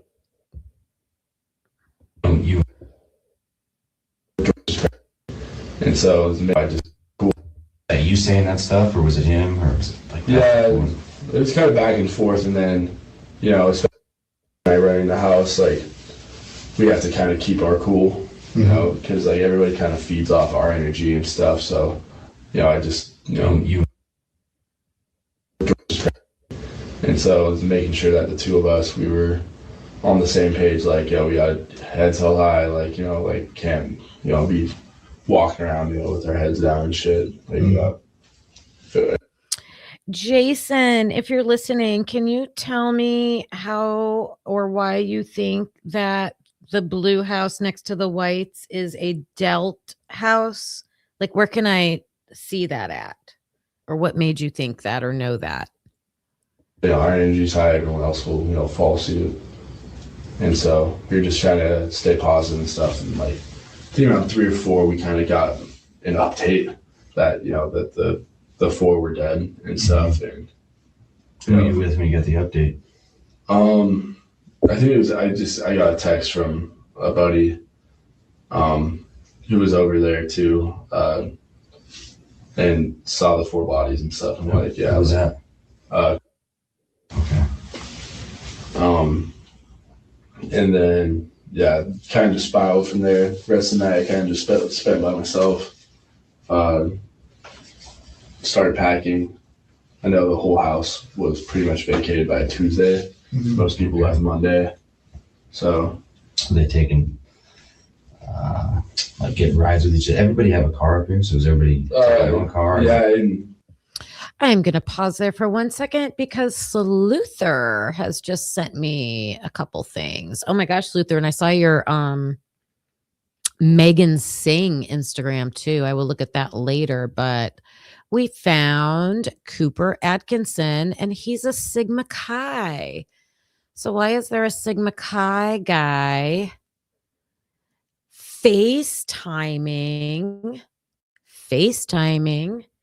Ethan? Sidebar for a minute, you guys. Sidebar. A sidebar. If you followed the Karen Reed case, we're having a sidebar with a spinning fan. Oh, you guys missed all the fun over here if you weren't here for that. All right, let me look up the times. 2:01 a.m. 2:01 a.m.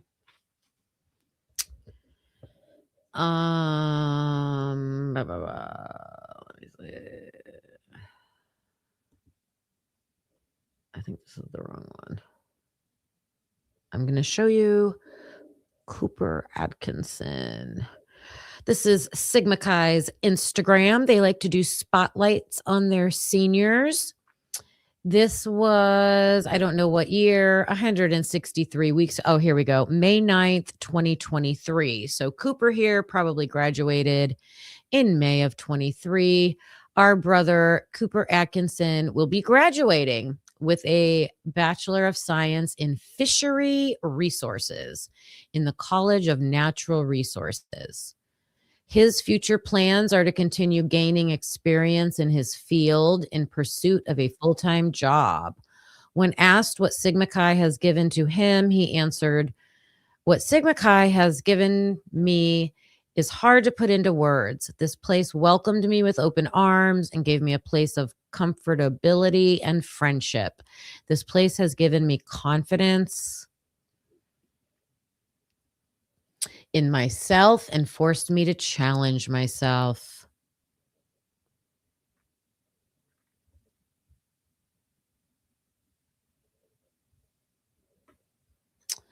Let's see. It's telling his positions. He mentored 19 new members. He was the vice president of recruitment. And this year he was the philanthropy chair.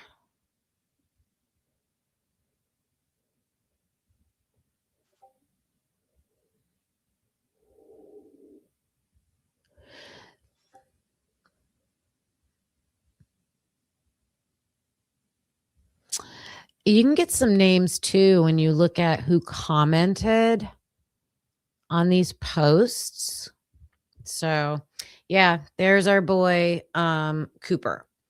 Texting, FaceTiming. I have to say it right. FaceTiming Ethan at 2:00 in the morning. All right, little sidetrack there.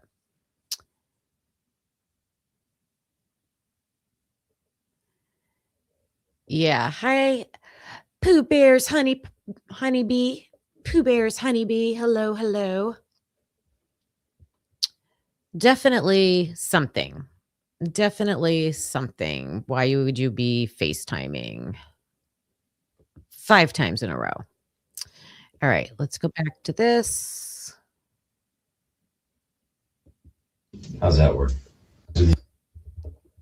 By myself. Started packing. I know the whole house was pretty much vacated by Tuesday. Mm-hmm. Most people left Monday. So they taking like getting rides with each other. Everybody have a car up here, so is everybody taking one car? Yeah. How's that work? Yeah, I guess like if you have a car, you have a car. If not, you usually just text them your pledge class chat. Mm-hmm. You find a ride from there. Or I know I took home. Share cars? No. Share cars like, hey, can I borrow your car? Yeah. No, I let a kid drive my car last year and he crashed it. Mm-hmm. Yeah. In the parking lot too. Let his foot off the brake and just slammed into the back of a truck because like we have a really steep driveway. So he was like on that bit of the driveway and just kind of like eased off the brake a little bit and just slammed it straight into a truck. Yeah. He was kicked out, wasn't he? No, I have a really good resolve and temperament and stuff, and I was just like, this is a personal thing. It's not a house thing. Like I gotta, differentiate the two. Oh yeah. And keep this personal. Like you didn't see any like punishments from the house and stuff. Yeah. So you took home to see live down as well. Yeah, most of us are from maybe 5 or 6 guys from. Okay. A couple from Washington. What are you? Hey, Scully Skull. Scully's in the house. I got to see who he's talking about here. Who's he talking about? Like, this is a personal thing. It's not a house thing. Like I gotta just slammed into the back of a truck because like. Oh yeah. No, I let a kid drive. Yeah, I guess like if you have a car, you have a car. If not, you usually just text them your pledge. Yeah, people left Monday, and then kind of just spiraled from there. The rest of the night, I kind of just spent by myself. Started packing. I know the whole house was pretty much vacated by Tuesday. Mm-hmm. Most people left Monday, so they taking like getting rides with each other. Everybody have a car up here, so is everybody taking one car? Yeah. How's that work? Yeah, I guess like if you have a car, you have a car. If not, you usually just text them your pledge class chat. Mm-hmm. You find a ride from there. Or I know I took home. Share cars? No. Share cars like, hey, can I borrow your car? Yeah. No, I let a kid drive my car last year and he crashed it. Mm-hmm. Yeah. In the parking lot too. Let his foot off the brake and just slammed into the back of a truck because like we have a really steep driveway. So he was like on that bit of the driveway and just kind of like eased off the brake a little bit and just slammed it straight into a truck. Yeah. He was kicked out, wasn't he? No, I have a really good resolve and temperament and stuff, and I was just like, this is a personal thing. It's not a house thing. Like I gotta, differentiate the two. Oh yeah. And keep this personally, you didn't see any like punishments from the house and stuff. But, Yeah. So you took Mike home. Does he live down in yeah. as well? Yeah, most of us are from maybe 5 or 6 guys from Okay. a couple from Washington. A lot of you guys go to high school together? So most of them are from Boise, I think is what he's saying, and a few from Washington.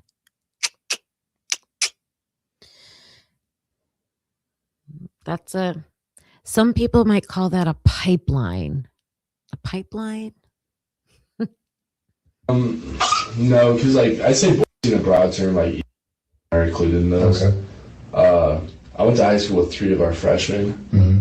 but aside from that, there's like a few from like a couple from a lot from actually. We're mainly a high house. Is that where you went? No, I went to Okay. yeah. Hmm.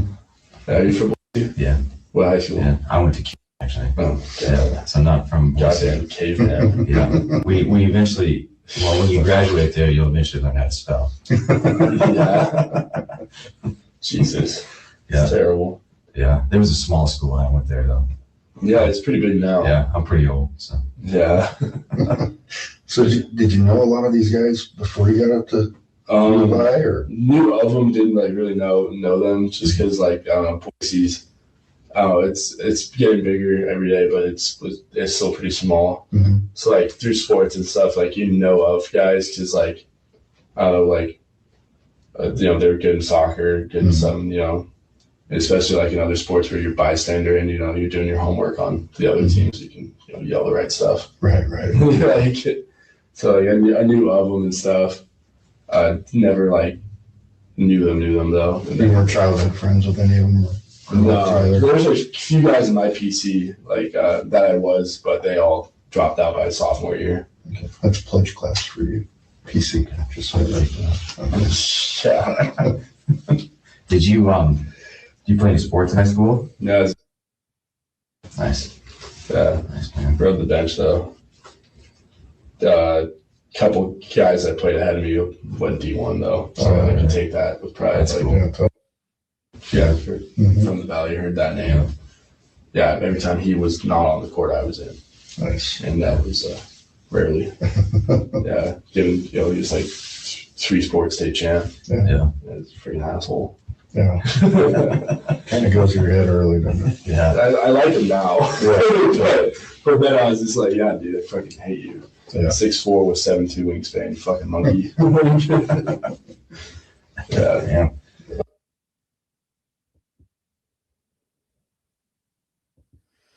I don't know how you guys feel. I think the same because I usually see the same comments. But how irritated do you get when the detectives who are working on a brutal quadruple homicide are laughing and chit-chatting with these people that they're interviewing? And a lot of the questions they're asking get mysterious information, curious information, suspicious information. But is it really getting at who did this crime? Are they really asking questions to figure out who did this crime? I haven't heard any questions about locations of people between 2 a.m. and 4 a.m. Like who was out at that time? Like we're not hearing in any of these interviews, in my opinion, questions to really get to the person, people, group, we know it was more than one, that did this. Mm. Mm-mm-mm.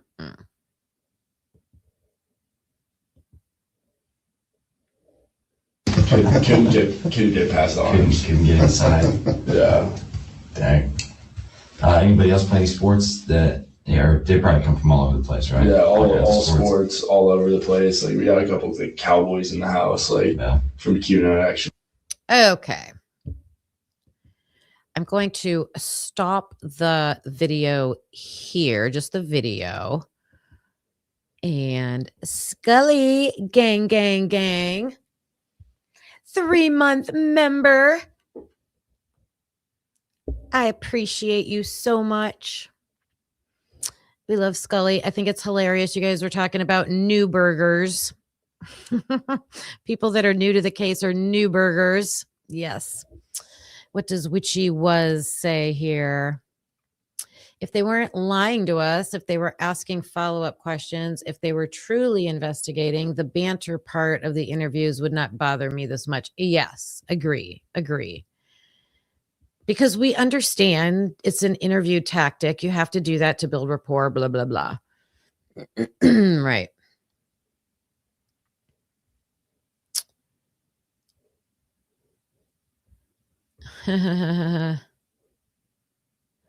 Deliberate softballing. Yes.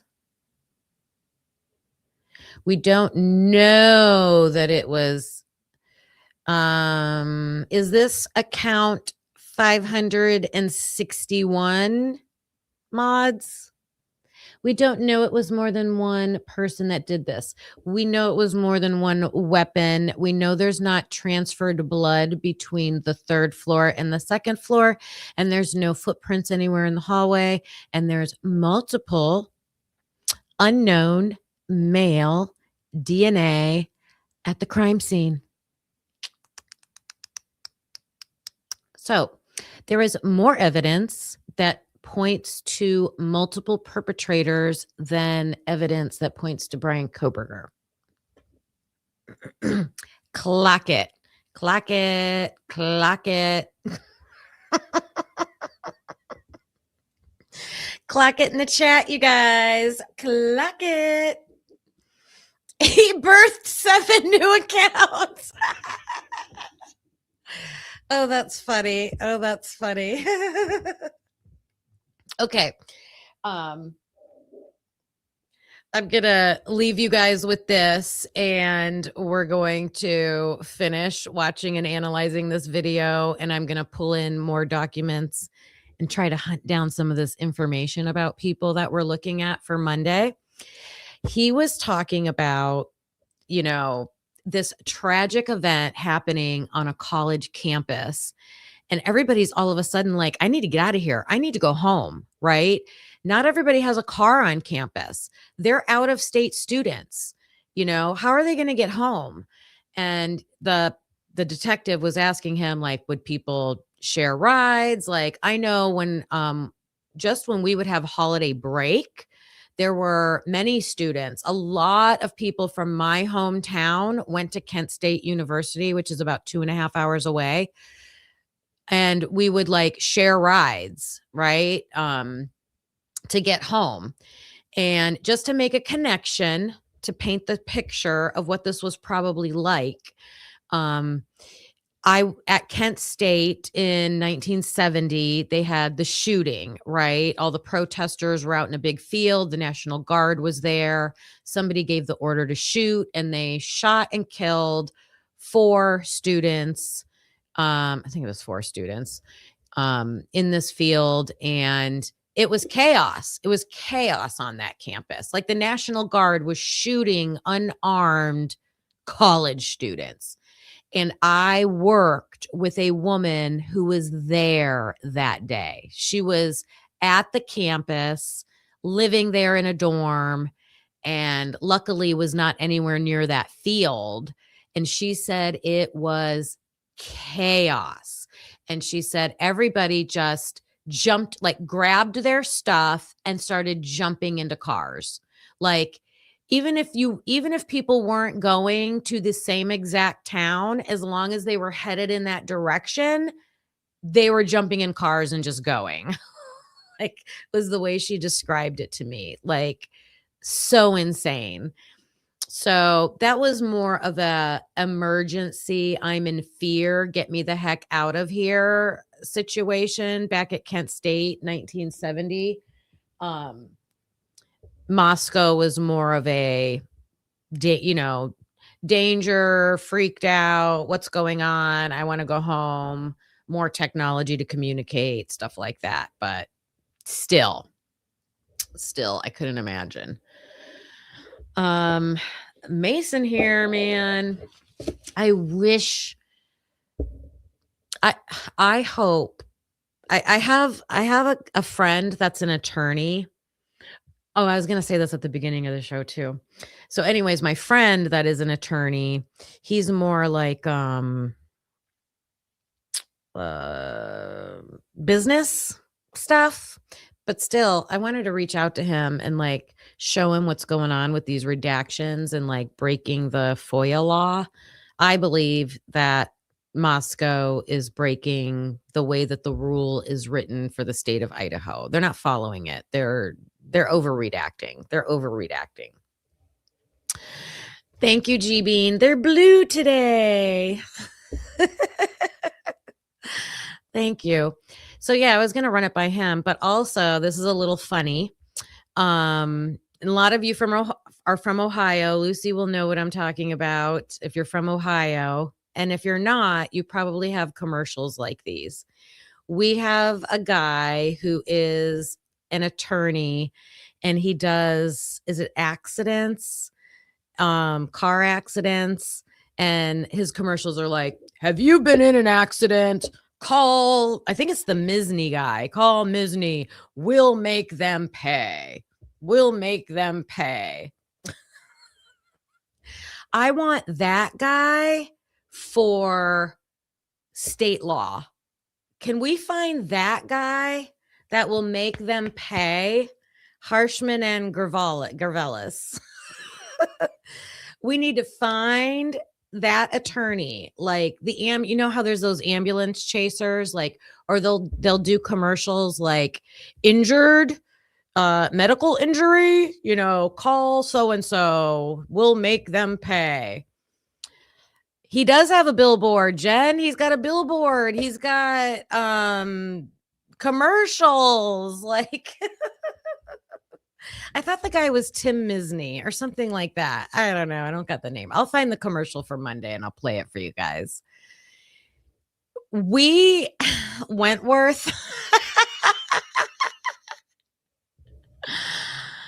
Call 1-800-HOLY-HUNGA-DUNGA. Oh my God, Jen, I love that.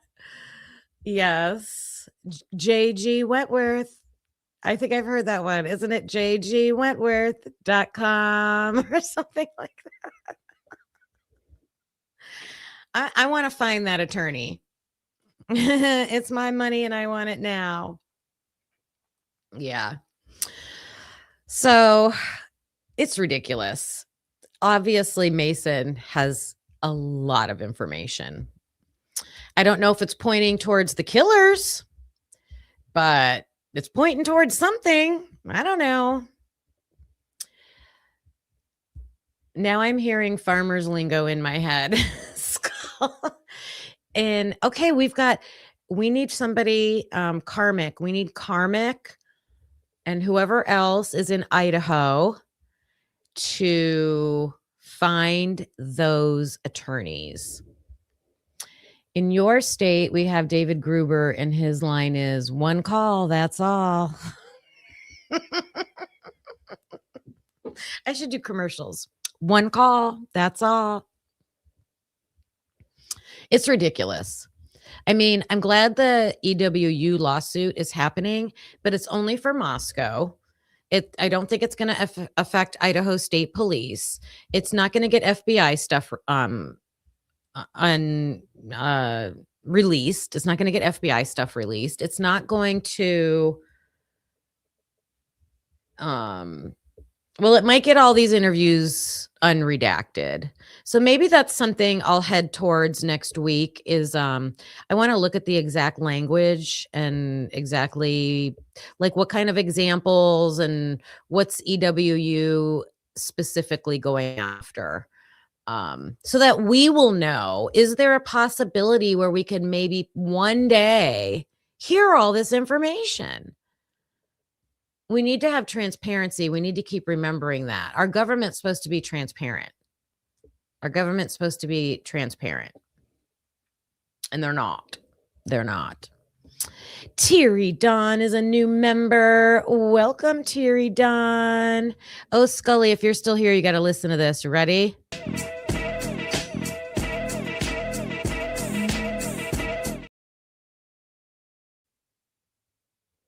Biggie, biggie, biggie, can't you see? It's my new thank you. Thank you. New people alert. Okay, one other last thing that I forgot. If you listen and watch Truth and Transparency, if you don't, you need to get over there and follow her. She is going down the whole undercover officers, their financials, their work times, locations. Like, that's so important for this night. I love that. She made me think today because she was talking about those undercover, like the party patrol. They're supposed to be busting like underage drinkers and stuff. They were only supposed to work till 1 a.m., but they were working till 4 a.m. And I thought, there's an idea out there that a lot of people think maybe they were protecting the house. Maybe they knew something could potentially be going down that night. And so they were out later past their usual time. But I think she's saying they were done at 4. So to me, that would mean they would want the crime to occur after 4 a.m. so that the cops aren't around anymore. It's not our fault. We're off duty. We're off duty.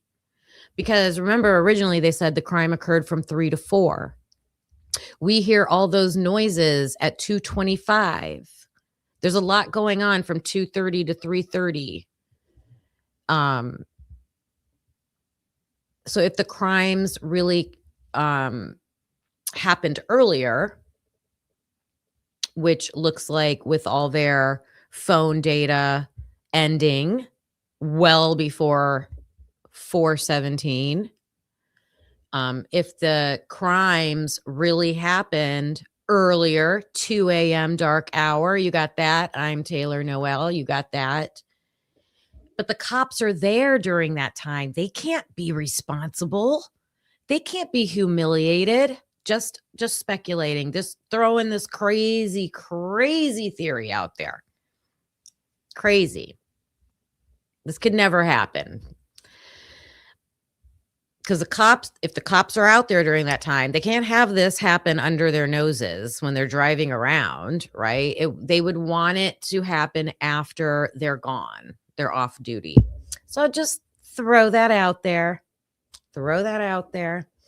Jen is leaving us today with another gifted member. Let's see. Who got that membership? New people alert. New people alert. Come on. There we go. I'm Taylor Noel. You got that membership. Awesome. Welcome to the peeps. Welcome. I'm Taylor Noel, you guys. Kane's in the house. I'm just ending, Kane. I hope you're doing good. I miss you. It sucks to suck. It did happen under their watch. We're not holding back anymore over here. Oh my goodness. Oh my goodness. Yeah. So, thank you for joining me today. I shared with you my how I think they were organizing in the Delta Tau Deltas. Okay. With their littles getting into the sororities and then those branching off like it's just this big organization. We talked about that at the beginning. We watched Mason's middle part of his interview. Lots of stuff in there that, oh my God, if we could just hear it. If we could just hear it. So I'm going to go back and keep listening and see if I can use context clues. I can't wait to see other creators take on this once they break it down also. We need to look up. Oh, if you want to do some sleuthing this weekend, can anybody find a house that has a nickname that Delts lived in? Not the frat house, but like an apartment house. So that's something. Call to action, you guys. Call to action. Yep. Oh my gosh, they have a new post. I did not see that post. But we will be, I'm going to go on Dago's show later. So I'm going to see all you guys over there. And to my mods, I would love to chat with you guys today. I want to go over a couple things, touch base with you in a mod voice chat around, I said 6, but whenever Dago's live is over. Okay. If you're flexible that way, if you're available. If you're not sure, you just go into Discord and look at the mod area and it'll say voice. And when I'm in there, you'll see like my name in there. So we're going to do that later. I'll see you guys all over at Dago's, and I'll also see you Saturday night. Saturday on the Verdict Room. And then I'll be back here Monday clocking in. Have a great weekend, you guys. Get some rest. Take care of yourself. And I'll see you all those times I just said. Bye for now. Thanks for watching, hope you felt the spark. Please hit that like before it gets dark. Subscribe, it's free and keeps us going strong. You're part of the crew now, right where you belong. Join us next time, same truth, same fire. We bring the heat and never tire. We're typically unique and proud to be a husband and wife in podcast harmony. Typically unique, yeah, that's you and me. Don't forget to like and hit subscribe, it's free. Come back again, we'll be right here with truth and laughs and zero fear.